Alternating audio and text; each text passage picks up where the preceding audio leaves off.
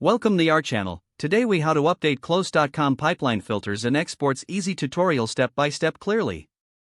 To update your Close.com pipeline filters, begin by logging into your Close.com account.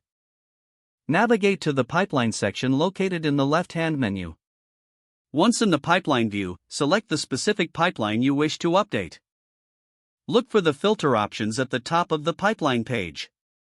Click on the filter drop-down to see the available filter options. To create a new filter, click on Add Filter.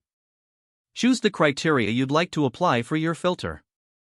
For example, you can filter by lead status, owner, or custom fields.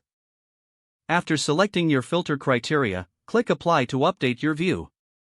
If you'd like to save this filter for future use, click the Save Filter option. Name your new filter and choose who can view it. Click Save to finalize your new filter. To update your exports, navigate to the Exports section in the left side menu. Click on New Export to create a new export. Select the pipeline and filters you want to use for this export. Determine the format you'd like your export to be in, such as CSV or Excel. Review the export settings to ensure accuracy. Once everything looks correct, click on the Export button. Close.com will generate your export, and you may be prompted to download the file. Download the file to your desired location. To review your export history, go back to the Exports section. Here, you can see previous exports and their statuses. For any updates or changes to existing exports, simply click on the desired export. Make your adjustments and re-export as needed.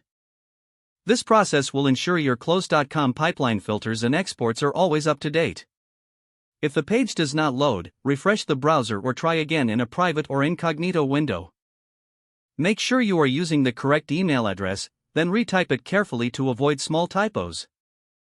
If your password is not accepted, use the reset option and create a new strong password you can remember. Check your spam folder for verification or security emails, then complete any requested confirmation steps.